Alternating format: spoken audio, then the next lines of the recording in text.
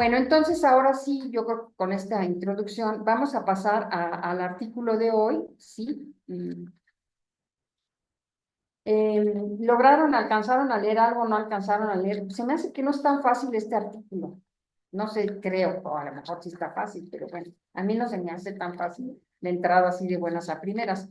Pero bueno, eh, yo ya lo había leído y curiosamente ahora lo releo y digo, ¿cómo uno, pues sí, como le pasa a uno, relee las cosas, también lo puedes como manejar distinto y está interesante eso, ¿verdad? De las relecturas.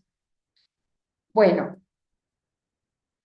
¿leyeron algo, les llamó la atención algo del artículo de la agresión en relación con el desarrollo emocional primitivo, que son tres textos de 50 a 55?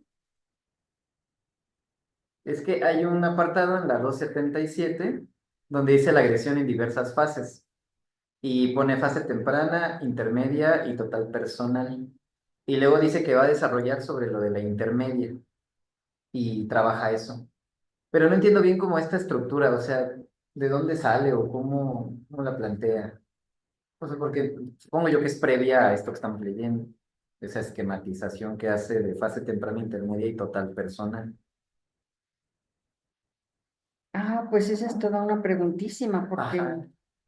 no, yo creo que siempre está distinguiendo cuando yo te dije privación, de privación de los controles, de Que son privación, esta de preinquietud, inquietud. sí, son esas. Aquí yo les había comentado, la primera fase la llama de integración o integración, de preverdad, de, de sostén, y aquí la llama de preinquietud, inquietud. Y de hecho, él dice que antes de conocer a Melanie Klein, en esta etapa, él veía, los niños lo llamaban, que estaban en una etapa de inquietud, los veía inquietos porque ya se preocupan por sus acciones. Ajá. En cambio, en la primera fase de preinquietud que le llama aquí, hay un amor cruel y primitivo. Y no Esto lo va apres- desarrollando siempre y lo va explicando, pero entonces hay un amor, pero no hay la preocupación, o sea, es un amor sí dice cruel que no y hay una primitivo sin culpa. intención, ¿no? Sí. Entonces, esa es como una característica y en cambio ya en la fase de inquietud, él dice que se va a abocar más en esta fase de inquietud, que sería la depresiva. Eh, pero no te estoy respondiendo a tu pregunta, No, pero ya porque entendí más. O sea, en realidad, o sea, esto que nos dijo de depresión de privación de los controles sería esto de fase intermedia, exacto, ahí que hay una corresponde a deprivación, exactamente, inquietud, integración y culpa. sí, sí. Ah, ya entendí. Pero ahí vas a ir armando tu esquema, porque siempre, por ejemplo, en la fase temprana, que hay dependencia absoluta y soledad esencial, es la etapa también de la ilusión. El bebé tiene la ilusión de crear el pecho. En la fase intermedia o depresiva hay esperanza, esperanza de que el objeto sobrevive, porque en la fase depresiva el niño va a colocar al objeto fuera del control omnipotente. O sea, en la fase primera, el niño maneja la omnipotencia, imagínate qué grandiosidad, que está creando el pecho, pero se está creando a sí mismo. O sea, el pecho no está fuera, el pecho no le pertenece a la madre, él tiene hambre, él está en tensión y él es el creador del pecho, estando presente. Eso es con Freud, que si hay una relación con Freud ahí por su majestad del bebé. Te contestaría con que, por ejemplo, André Green es bien winnicottiano. Él reconoce su influencia de Winnicott, aunque creo que no lo suficiente. Y una es La Madre Muerta, que quizás él nos ayudó a destacar La Madre Muerta de Winnicott, pero nadie reconoce La Madre Muerta de Green, todos hablan la de Green. Pero lo que te quiero decir con esto, por ejemplo, siendo bien winnicottiano, una paciente le decía que era el Winnicott francés, porque de hecho fue la misma paciente, la paciente que trae Winnicott, que agregó al segundo caso de madre muerta, lo siguió viendo después Green. Green con el tiempo se fue dando cuenta. Eso lo explica Green en su libro de Jugando con Winnicott. Así lo explica. Bueno, entonces, pero Green parte de que hay pulsiones. Y para Winnicott, al inicio no hay experiencias de ello. Las experiencias de ello van a estar en la fase depresiva. Esa es una diferencia muy importante. Por eso ahí no coincidirían, por ejemplo. Y sería como su majestad del bebé, es que habría que ver qué es su majestad del bebé, porque su majestad del bebé también es lo que ponen los padres, ¿no? Dice que falta la acción de los padres ahí, ¿no? Para colocarlo. Entonces, sí. Entonces, bueno, cada etapa, cada fase va a tener sus características, pero entonces en la primera es la ilusión, desilusión, en la segunda sería la esperanza, desesperanza, de que el objeto sobrevive, y aquí lo vamos a ver en el juego del Forda, en las 4 etapas del juego del Forda. Primero, cuando el papá se cansa, ¿se acuerdan que el niño tira y tira, el adulto recoge, recoge hasta que ya me cansé, ya.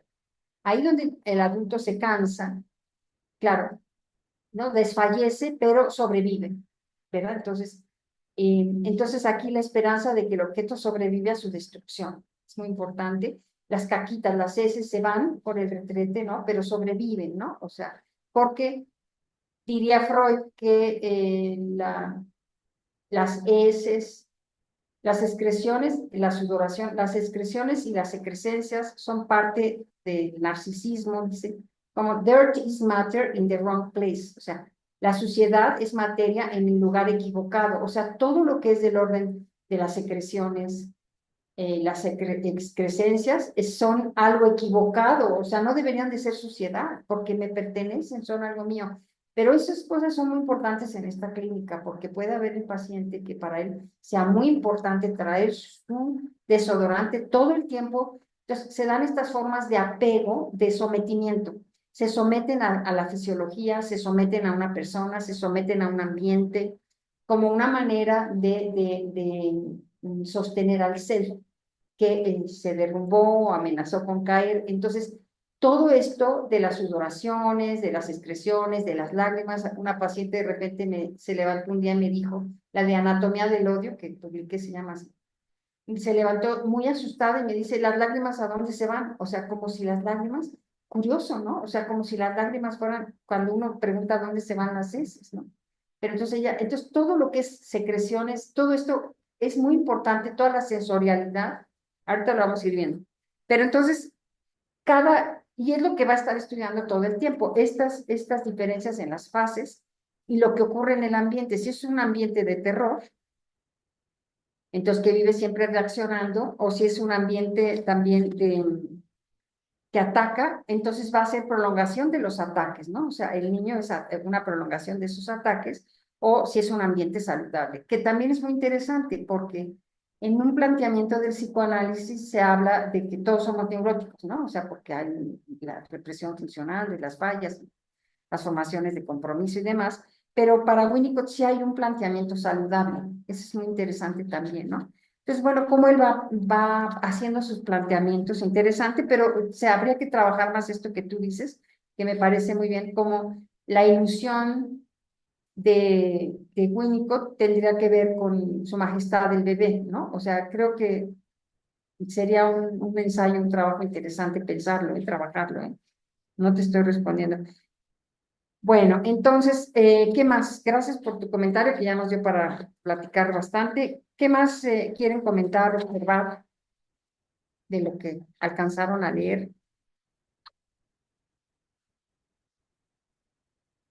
Habla de las funciones parciales ¿En qué página en la está? página 276. Sí. Mm, Dice que la integración antes de la integración de la personalidad ya existe la agresión, pero entonces también dice que en la medida en que el comportamiento tenga una finalidad, la agresión es intencionada, perdón. Y más adelante, en la página 279, donde dice que tiene que haber primero odio, tiene que haber agresión para que pueda condicionarse al amor. Que la agresión es como amor, o el odio es amor. ¿Sí? Mi duda es, cómo surge entonces la agresión si él antecede que ni las patadas, ni las mordidas, ni que todo esto es como instintivo, que todo esto no son agresiones como tal, pero se antecede a la creación de la personalidad y también es condicionante para que pueda haber esta reparación que también viene la culpa y que viene con la función, la realidad simbólica y la realidad imaginaria. No es lo Bueno, mismo realidad decirse- simbólica e imaginaria es muy lacaniano, más, bueno, ¿cómo lo dirías? No? ¿O lo dice así? me dice como... Me suena más realidad, sí, dijimos realidad simbólica. A ver si nos va a ayudar, Mauricio. Depende mucho de cómo entendemos la palabra agresión, porque, Ajá. o sea, nos dice, ¿no? Cuando el bebé está pateando, está moviendo los brazos, dice, es agresión, pero no con intención. Así es. Pues, y creo que ahí es la diferencia, porque yo cada que escucho agresión me imagino una intención, pero él lo que está planteando es que hay agresión sin intención, ¿no? Y que entonces dice, en su origen la agresividad es casi sinónima de actividad, Así es una cuestión de función parcial. Entonces habría que diferenciar la agresión como no premeditada de la que sí tiene intención. Creo que por ahí va lo que entiendo, ¿no? Pero sí, también la decisión Puede es ser una como, opción. como parte del amor, como las primeras expresiones del amor del bebé, en este caso, como a lo mejor es un tanto brusco, pero está relacionado con esa dimensión del amor inicialmente en la parte agresiva, fue lo que yo entendí en las primeras partes que leí. Entonces, efectivamente, con que no hay una intencionalidad de lastimar, Sí, mira, sino que es parte como de esta situación instintiva, entonces que no tiene como tal esa interpretación de la agresión. exacto. O sea que en la preinquietud no hay Pero vente más intención. para acá, ¿por qué te fuiste atrás? No están formados en fila. Es que En la para que página 278. Pero en la me 270. parece que la intencionalidad surgiría en la etapa depresiva. Así es. Exacto, la fase de Porque inquietud. ya, así es, porque ya no estaría como tal el bebé siendo omnipotente, creador, perfecto, sino que ya hay una diferenciación. Sí, Por lo tanto, ya puede haber una intencionalidad dirigida hacia un objeto. sí. Así es. Que esa es, como decía Mauricio, es la concepción que se ha tomado más comúnmente de la agresión, ¿no? La que responde a la frustración y a la ira, que correspondería más a la fase depresiva. Pero él dice que hay una agresión desde el inicio y que tiene que ver, como dice Mauricio también, y están diciendo con la motilidad y fuerza vital. O sea, hay una fuerza vital, motilidad o agresión que lleva a que el niño todo, y de hecho habla de la erogenización muscular, o sea, todo lo que entonces nos va a terminar diciendo al final. ¿Qué tú quieres decir, Alba? A ver, léelo y yo ahorita yo leo esto que quiero leer. Tú, a ver, Sí. léelo. Ya. Sí, en la página 278. 278. Sí, Sí, el niño todavía no aprecia el hecho de que lo que destruye cuando está excitado es la misma cosa que valora en los intervalos de quietud que se producen entre las excitaciones. Su amor excitado incluye un ataque imaginario contra el cuerpo de la madre. ahí es bien kleiniano. He aquí la agresión como parte del amor. Y más adelante habla justo de la destrucción, pero no sé si lo entiendo como la destrucción, pero también debido a esta culpabilidad que puede reparar a la madre. Y es esta madre no como tal de lo real, sino del sosteno que lo sostiene de lo simbólico. Sí. Voy para buscar. Bueno, ahí vamos, sí. Sí, estamos entre aflicción y culpabilidad, porque ahí yo les quiero plantear, yo creo que me parece que con Winnicott podemos hacer una transición saludable desde la primera fase, la de preinquietud que habla aquí, a la de inquietud, donde se empieza, dice, mira al pasado.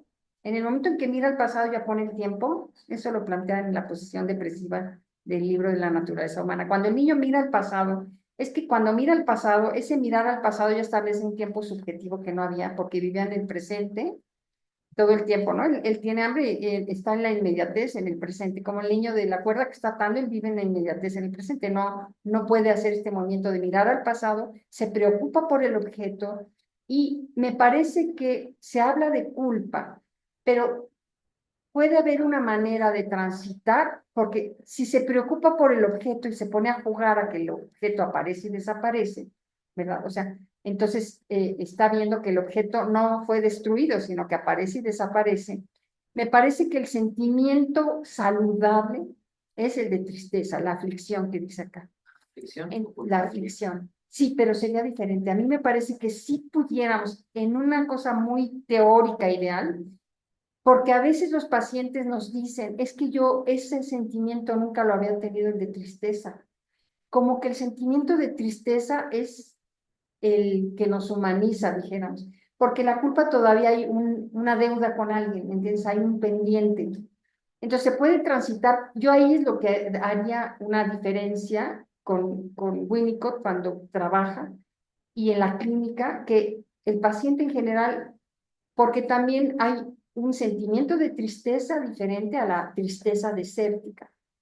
Cuando tu paciente te dice que se siente sola, triste, es una tristeza desértica de objetos de ser, ¿no? De objetos que la sostengan, que le den seguridad, que le den referentes. Pero esa soledad desértica es diferente al sentimiento de tristeza Sí, también. no va por melancólico. No. Pues habría que pensarlo, es que la propuesta melancólica, como está con Freud en Duelo y Melancolía, habría que pensarla desde ahí. No la llamaría melancolía porque, pues como que este es otro contexto. Si lo explicaras con Freud, sí, a lo mejor Se acerca. lo podrías explicar como, Sí. ¿verdad? Pero Bueno, con él no. como no estamos en este modelo, pues lo explicamos desde este modelo, Exacto. dijéramos, ¿no? Sí. Bueno, pero ¿ya encontraste lo que querías comentar?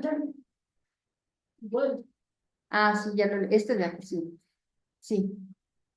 no sé si a mí me agrada esto que está diciendo Winnicott, porque lo combinan con lo que leí en su momento de Piero Lanier con la violencia de la interpretación.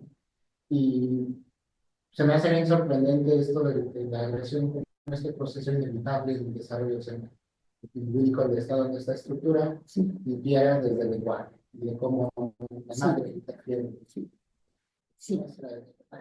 Sí, me parece tu observación, sí, esa diferencia que el énfasis está en más lacaniana, ¿no? Más desde el lenguaje. Y acá es el desarrollo emocional primitivo, es desde las emociones, ¿no? Pero entonces, porque va a decir que hay una mezcla y desmezcla de la agresión y la sexualidad. En general, de la agresión se mezcla o se fusiona con la sexualidad, pero cuando ocurre al revés, cuando está muy sexualizado el niño y eso fusiona a la agresión, hay dificultades, dijéramos, ¿no?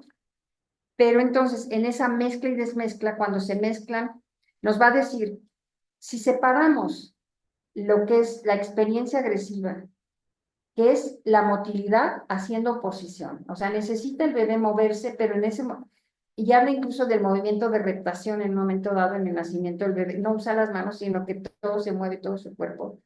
En estos movimientos que hace oposición, tiene que encontrar oposición ahí, y eso es muy importante en concepto lo vamos a ver para los adolescentes, ¿no? Que necesitan que haya un padre o alguien ¿no? Que hasta aquí está, o aquí hay alguien, ¿no? Que está oponiéndose a. Entonces le da importancia a esto, dice la agresión, la experiencia de agresión se siente más real que la experiencia placentera. Pero si las mezclamos, se sienten más real si están mezcladas, la agresiva con la sexual.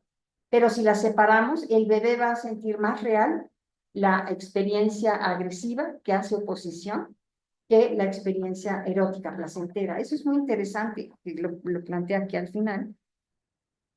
Y habla de patrones, me gusta el patrones primitivos, primerizos, primarios, patrones.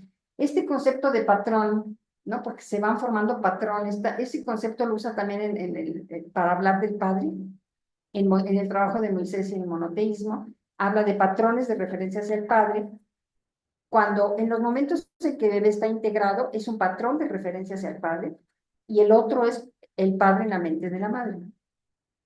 Y aquí habla de patrones primerizos. Es muy interesante este concepto, ¿no? Porque entonces como que individualiza más a los pacientes, ¿no? ¿Cuáles son sus patrones, ¿no?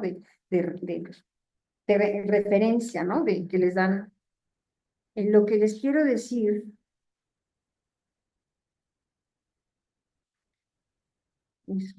quiero leerles porque era el resumen, aquí lo anoté. Ujú.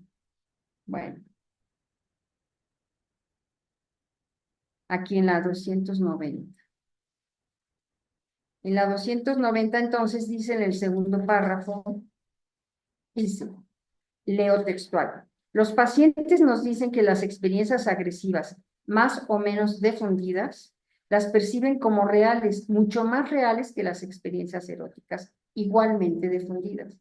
Ambas son reales, pero las primeras llevan consigo una sensación de realidad particularmente valorada. La fusión de la agresión con el componente erótico de una experiencia mejora la sensación de realidad de esta. Entonces, es la importancia que le está dando a la agresión o fuerza vital.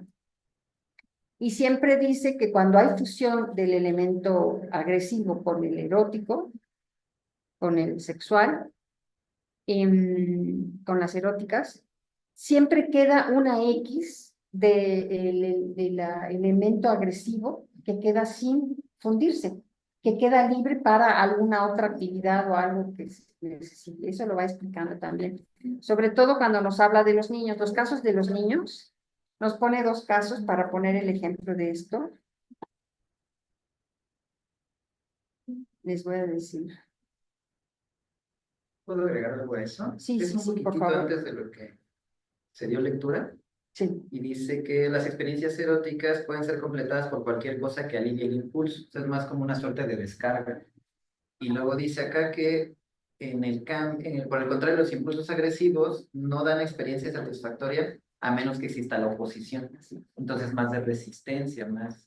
En una la entiendo como descarga y la otra es una resistencia. sí. ¿No? Y eso es muy importante para la clínica de estos pacientes, que dice que no hay que pensar que tenemos un paciente, suponer que el paciente existe realmente, porque él se está jugando su existencia, existir o dejar de existir o estar aniquilado. Entonces, eso es el planteamiento que traen estos pacientes.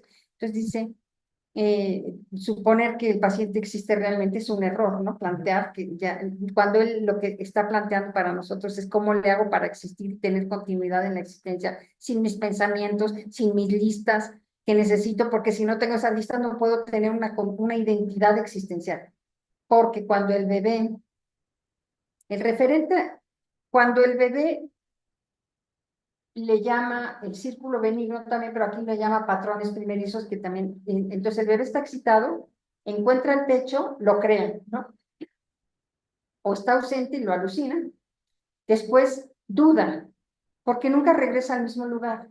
Y después está relajado estando integrado. Ahí está en la tercera zona de experiencia, porque logra estar integrado, está relajado estando integrado, porque está sostenido.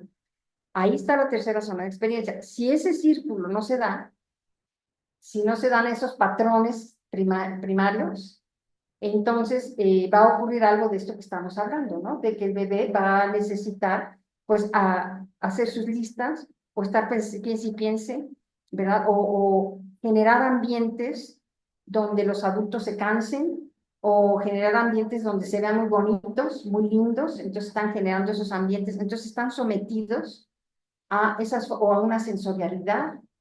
Entonces, hay formas de sometimiento diferentes. Si algo falla en estos tiempos tempranos. Pero entonces, esto que estábamos viendo cómo se fusionan y cómo entonces, a ver, el planteamiento inicial que vamos a repasar, el planteamiento inicial que venimos diciendo para repasar en la parte 3, en el inciso 2, perdón, en la página 283. Su planteamiento, él dice, en la página 283, en las raíces precoces de la agresión, es esto que están diciendo. O sea, dice, planteada del modo más sencillo, la pregunta que nos formulamos es la siguiente, y es lo que está trabajando todo el tiempo.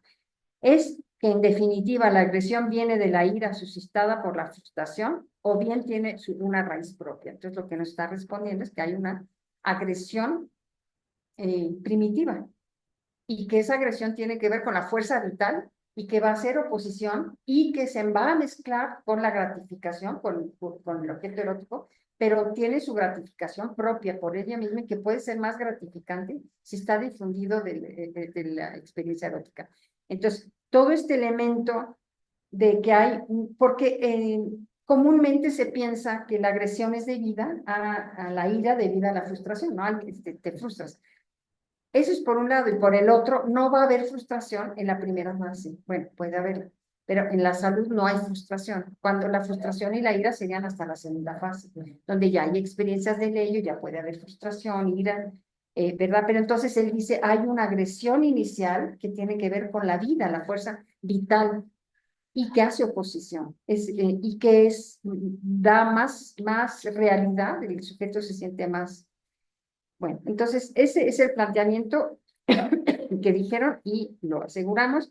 Nos habla de cómo se fusionan y defusionan, y vamos a ver el ejemplo que nos pone con los niños, que da el caso.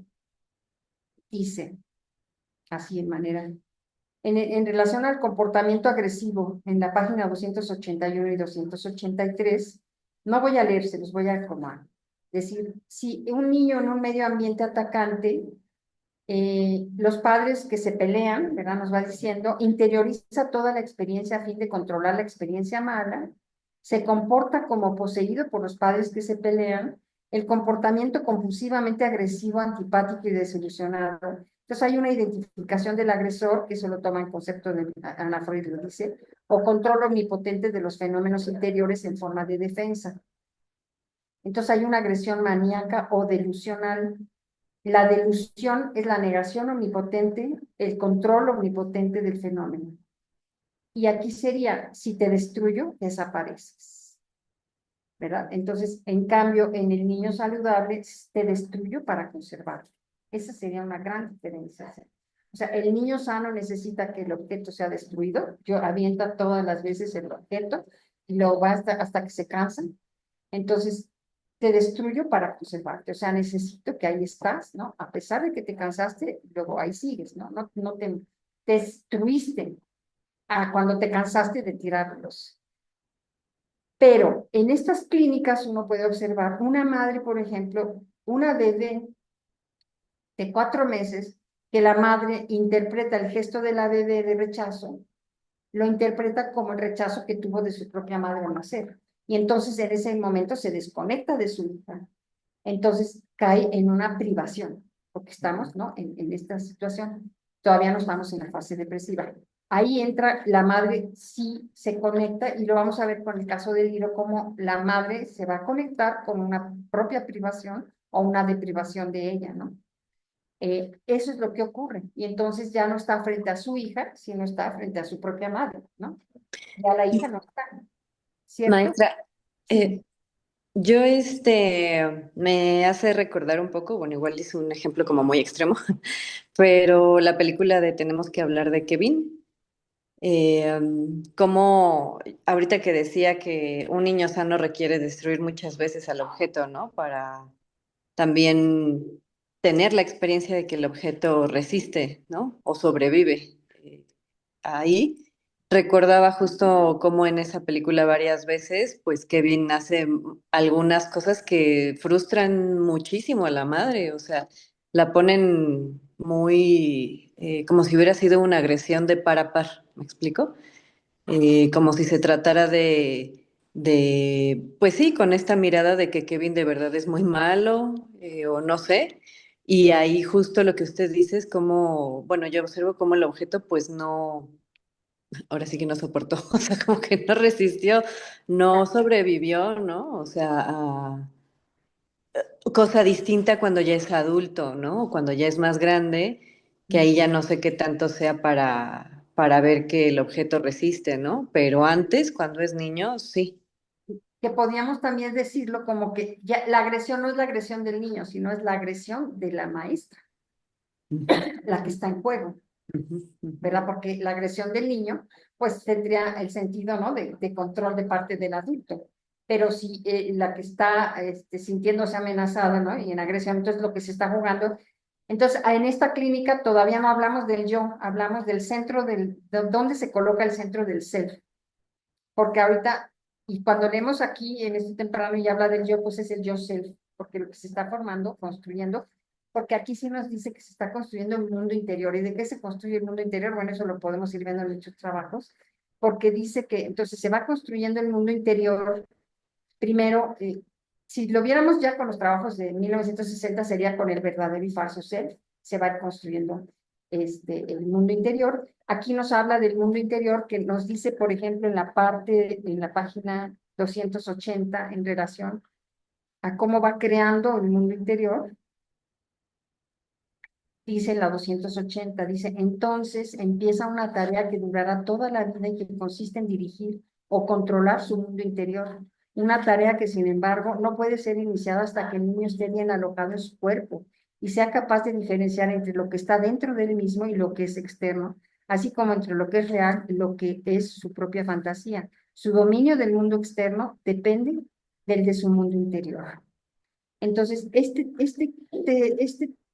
construcción del mundo interior y cómo lo va explicando en sus diferentes trabajos y cómo va tendiendo puentes, es esencial en esta clínica porque hay fallas en la construcción del mundo interior cuando hay estos ambientes, ¿no?, de terror o estos ambientes que amenazan caer, estos ambientes que caen. Entonces hay diferencias y en la primera fase, en la segunda, en la tercera, se afecta el mundo interior.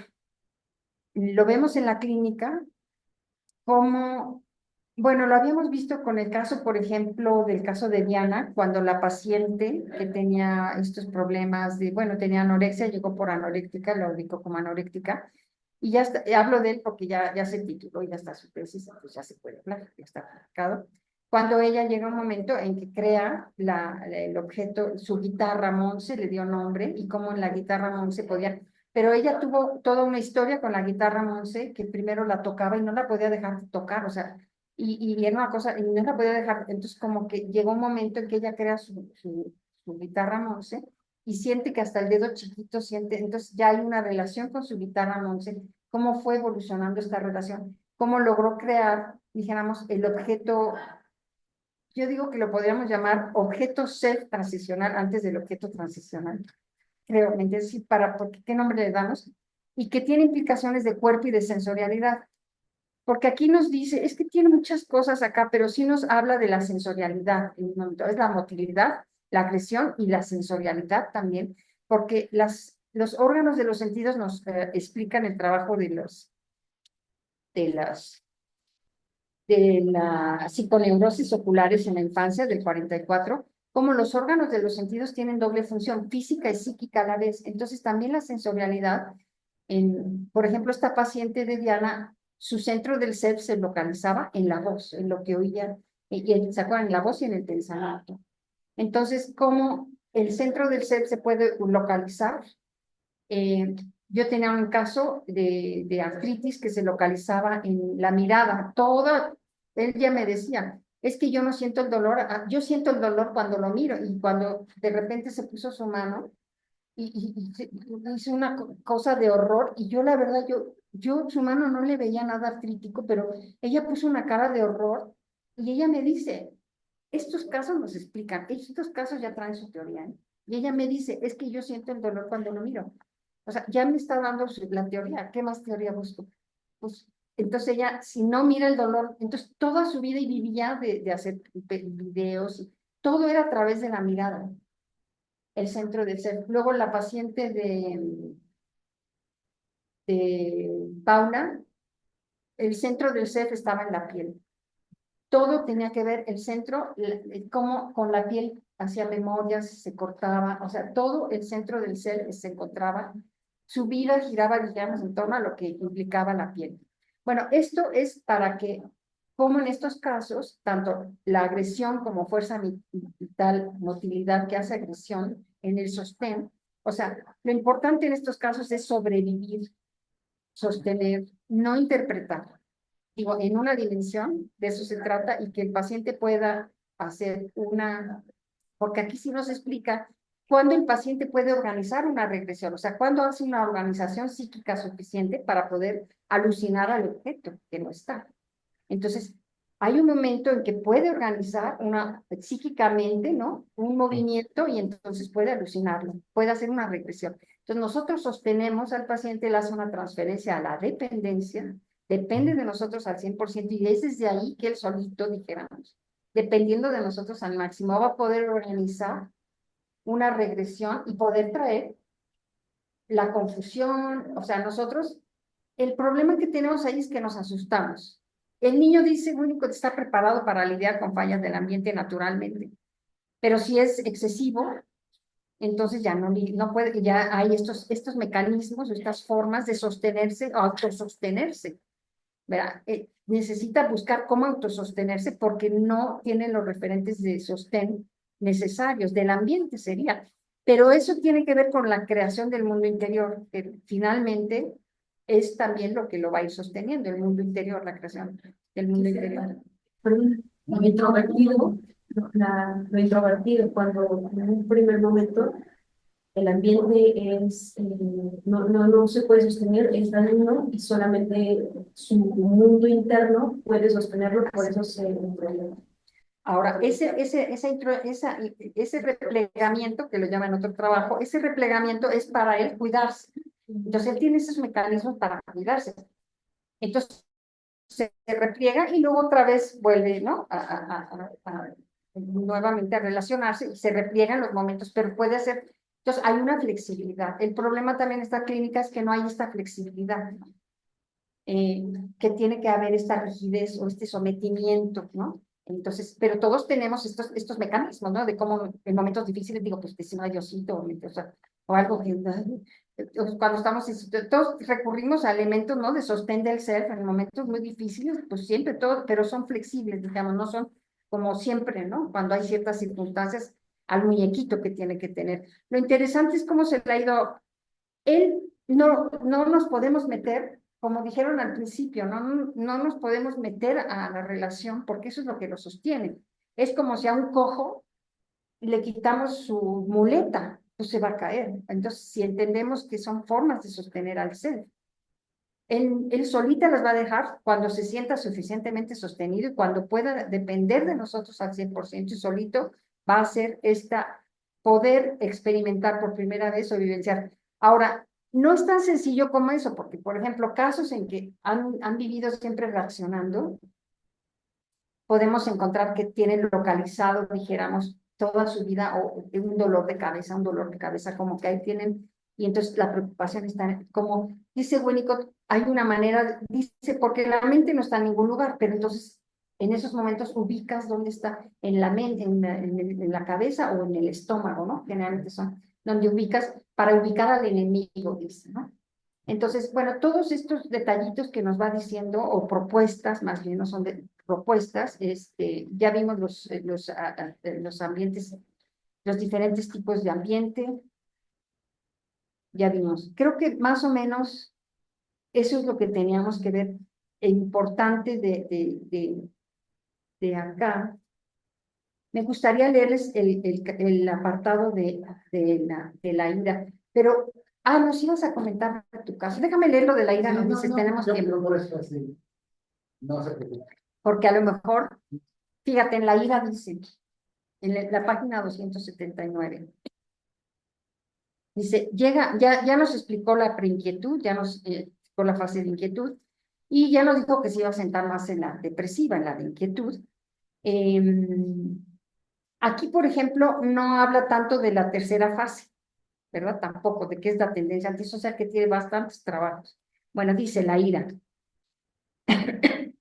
Llega ahora el momento de hablar de la ira suscitada por la frustración.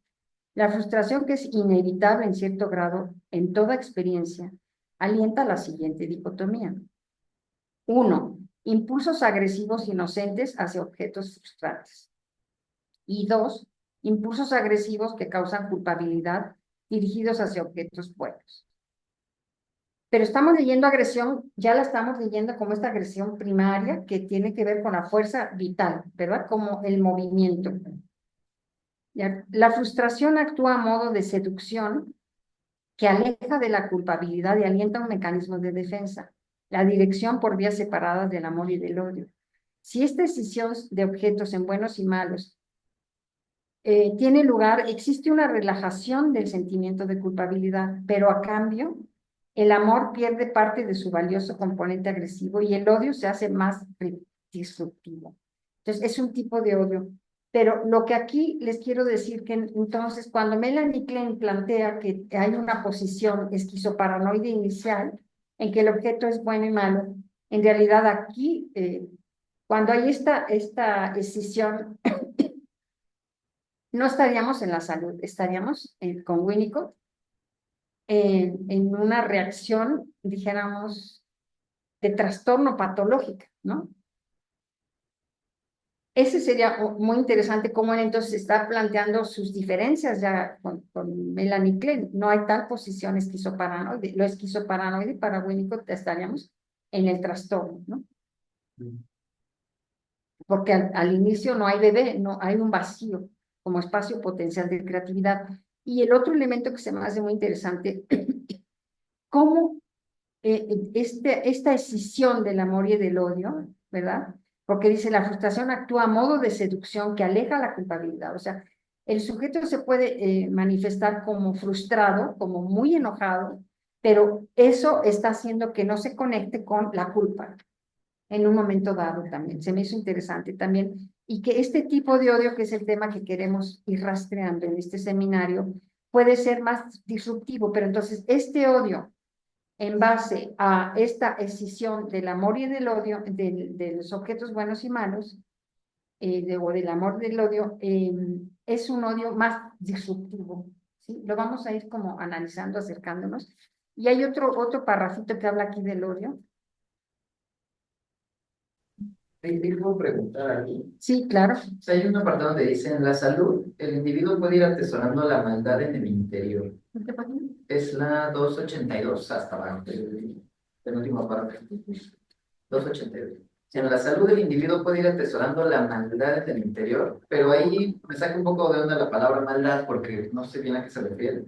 Con el fin de utilizarla en un ataque contra las fuerzas externas que parecen amenazar lo que él percibe que vale la pena preservar. Por lo tanto, tiene un valor social. Ah, eso es muy importante. El valor social, como la agresión. ¿Pero Sí. qué se refiere con la maldad? O sea, ¿cuál? O sea, Pues, ¿cuál maldad? O sea, la agresiva. Y creo que no sería la está agresión. más relacionado con la cuestión religiosa. Y si tengo recuerdos, yo me era protestante, ¿no? Entonces, tenía mucha cercanía con esta parte cristiana. Probablemente podría, porque no tenemos tampoco nota al pie de qué autor. Sí, porque ninguna habla de la maldad, hasta que lo mencionan aquí, atesorando la maldad en el interior. Pues tienes razón, queda como pregunta, porque yo tampoco voy a saber, yo te voy a dar una respuesta que yo la voy a alucinar, pero me pareció interesante esto del elemento protestante. Yo lo ubicaría más, la maldad, lo que en este contexto es lo que resulta como amenazante, lo que le amenaza su existencia, a la continuidad de su existencia, lo que no maneja dentro de su omnipotencia, para él es malo. Que aquí habla de repente hay entre las tensiones, si está tenso o está relajado, ese contraste, no sé, algo falla en este tenso relajado, que va más hacia la organización muscular. Ahí hablaríamos, hay una maldad, ¿no? De que no está equilibrado este excitado, ¿no? Y relajado. Si lo ubicamos más en el contexto, yo así lo ubicaría, ¿no? Como eso que le amenaza su existencia. Y no será también un problema de la traducción. Pues también. Tendríamos que checar el texto, si aquí en vez de maldad está diciendo evil, tiene un montón de traducciones de la palabra. Sí, y creo que también es importante lo del final, que tiene un valor social. Ajá. Es que eso nos faltaba, qué bueno que lo estás retomando. Justo como, sí, la agresión así entendida como él la plantea como una fuerza vital que hace oposición, que se mezcla y desmezcla entre lo excitado, la excitación, la erogenización, y no, ese elemento que no se fusiona siempre totalmente, que siempre queda algo libre, ese va a tener un destino en las funciones sociales. Esa relación me parece es esencial. Qué bueno que la trajiste. Sí. Maestra, ¿y no será también justo porque la agresión es una forma, pues sí, de otredad, ¿no? O sea, de diferencia, de resistencia, de pues sí, de alguna manera contra como lo uno, ¿no? O sea, contra siempre estar en consenso, siempre estar de acuerdo, siempre estar, en esta parte como armónica. Por eso me llamó la atención esta cita que traen ahorita, como que tiene un valor social también diferir, estar como como una oposición, ¿no? También a lo siempre, como igual, ¿no? De hecho, en uno de no me acuerdo en qué parte decía el texto también algo de la madre, que no era como muy conveniente que siempre cubriera todo el tiempo las necesidades, ¿no? Que también era importante y tenía su valor el adulto con el cual se podía oponer el niño, el bebé, el adolescente, como que la diferencia para que los pequeños también se puedan oponer a ellos, ¿no? Ahora, yo creo que estás planteando dos cosas muy interesantes. Sí, esta parte de oposición que tiene que ver más hacia la musculatura, y también estás utilizando otra como el planteamiento de discernir, sí, pensar diferente al otro. Ahí no estaría tan segura, que podría ser, pero me parece que Winnicott plantea como la oposición, pero vamos a seguirlo pensando en lo que vayamos leyendo. Y tiene que ver más, les voy a leer de otro texto de las raíces de la agresión del 64, dice, textual, si observamos a un individuo para tratar de ver cómo surge en él la agresión, nos encontramos ante el hecho concreto del movimiento infantil. Este comienza aún antes del nacimiento y se manifiesta no solo en las vueltas que da el feto en el vientre materno, sino también en los movimientos más bruscos de sus extremidades perceptibles para la madre. El feto o el bebé recién nacido mueven una parte de su cuerpo y al moverla choca con algo. Un observador podría decir que ha dado un golpe o puntapié, pero aquí falta el principio esencial del acto de golpear o patear, porque el feto o el bebé recién nacido todavía no se han convertido en personas capaces de tener un motivo claro para la acción determinada, que es lo mismo que está planteando acá. Y nos dice aquí en este texto, dice, en su origen, la agresividad es actividad, motilidad, fuerza vital. Luego, en la 291, en la 276, dice, son estas funciones parciales, que ya lo leyeron, lo que el pequeño gradualmente, a medida que va convirtiéndose en persona, organiza hasta formar una regresión. O sea, también va a facilitar que se organice el aparato psíquico de manera que pueda haber movimientos regresivos, esta parte de la agresión. Y luego dice en la 277, el niño en un estado emocional relativamente desorganizado, todavía más o menos propenso a la regresión y a la recuperación espontánea partiendo de la regresión. Bueno, ya leímos que toda experiencia es a la vez física y no física. Las ideas acompañan y enriquecen a la función corporal y estas acompañan y realizan la ideación. En la 276 dice, toda experiencia es a la vez física y no física y las ideas, entonces aquí está el concepto de residencia psique-sócrata. Cuando las ideas o la imaginación o la sensorialidad va acompañando el funcionamiento corporal, dice, las ideas acompañan y enriquecen a la función corporal y estas acompañan realizan la idea de son. Ahí se da la residencia psique-soma. Entonces, al principio la madre imagina un bebé recién nacido, pero después ya el bebé ya piensa y entonces ya al pensar va a ayudar a que la residencia psique-soma continúe. Antes lo hacía la madre al pensar por el bebé, en el bebé, al imaginar el bebé. Este concepto, cuando la imaginación acompaña las funciones corporales, son las que van haciendo la residencia psique-soma. Él habla de la residencia psique-soma o vida psicosomática. Dijéramos que en la salud, la residencia o el centro del ser debería de estar, no está bien dicho de debería, en la vida psicosomática o en el gesto espontáneo del bebé, que el gesto espontáneo lleva a la creatividad. Y el gesto espontáneo es ahí donde un paciente un día nos sorprende, ¿no? Que ya no me lo puedo explicar desde la melancolía, de repente digo, no le entiendo a nadie, y ahora que salí, ¿qué está pasando? Si cuando un paciente nos sorprende de repente, es igual, el gesto espontáneo es ahí donde la madre se sorprende de su bebé y dice, ay, no, ya sonríe, ¿no? O sea, no sonríe, pero entonces ya no es su bebé, porque su bebé ya lo había entendido de una manera y dice, ay, caray, ya no es mi bebé, ¿no? O sea, ya es otro, entonces va habiendo este espacio transicional entre paradojas. Creo que la aportación más importante de Winnicott, que ya la dijeron de alguna forma, pero sería la zona intermedia de experiencia. La zona de intermedia de experiencia, que tiene que ver, muy claramente se explica con el objeto transicional, es una zona intermedia, pero esa siempre está funcionando ya sea a manera de fenómenos transicionales, o sea, de transiciones entre fenómenos paradójicos, o como tercera zona de experiencia cuando el bebé logra estar relajado, estando no integrado. Eso se los voy a repetir bastantes veces, porque es el centro. Entonces, esta zona intermedia de experiencia, que no es ni el mundo interior o la magia de la omnipotencia del mundo interior, pero también tiene que ver con ello, pero no es el mundo exterior, pero sí tiene que ver con el mundo exterior. Entonces, esa zona de paradoja que dice no se comprende, se sostiene, ¿verdad?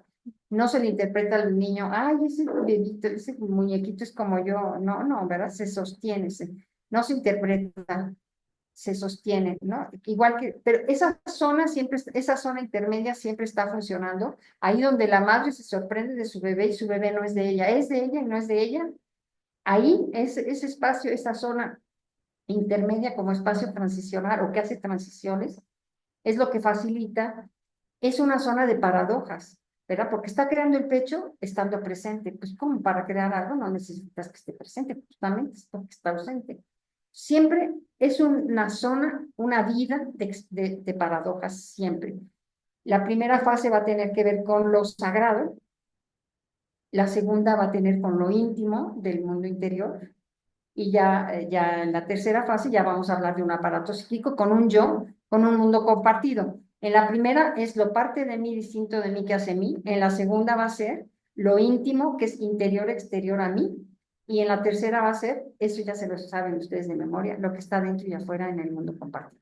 Entonces no es lo mismo lo parte de mí distinto de mí que hace mí, o sea, el ser, de lo íntimo, la intimidad, que es lo que vemos afectado luego en estos casos, ¿no? La intimidad, ¿no? Lo que es interior-exterior, a lo que ya es el mundo compartido, que es un adentro y un afuera, ya hay adentro y afuera. Porque generalmente se habla de adentro y afuera, pero no se hace esta distinción que hace Winnicott, me parece, ¿no? Y estas distinciones nos ayudan mucho luego en la clínica, ¿no? A detectar lo que es sagrado, porque lo va a llamar con el tiempo el momento sagrado. El objeto creado, cuando dice Winnicott, los niños llegan y se relaciona con el objeto subjetivo creado por Winnicott, por el niño, es un objeto sagrado, lo va a llamar momento sagrado, porque es creado por el niño. Entonces tiene que ver con lo sagrado. Y luego en la segunda fase, la depresiva, va a tener con lo íntimo, todo lo que manejamos en nuestra... Todos los días nos relacionamos con nuestros sudores, nuestras heces, no, hay una relación de intimidad con nosotros mismos y también de intimidad con nuestra pareja, ¿no? O con nuestros amigos que más íntimos. Pero entonces se encuentra afectado. Y para marcar lo que es interior-exterior, cuando yo les dije, la paciente me dice las lágrimas, ¿dónde se van? ¿No? Pues ahí hay, ¿no? Como, ¿dónde está, no? Lo que es interior, lo que es parte de mí, distinto de mí. O cuando ya hay una adentro y una afuera. Bueno, por hasta acá yo les diría eso. Pues les agradezco porque en realidad el seminario lo hicieron ustedes con sus lecturas. Me parece que son muy buenos lectores de Winnicott. A mí creo que me cuesta más que a ustedes leer a Winnicott. Porque me parece que trajeron muy buenas observaciones. Creo que en general vimos lo más importante de este capítulo. Algunas cosas las vamos seguramente, y con el próximo capítulo que vamos a ver en el libro de deprivación y delincuencia, vamos a ver el de la próxima, la agresión y sus raíces del 39, que es anterior a este que vimos ahora, pero este lo dedica a los docentes.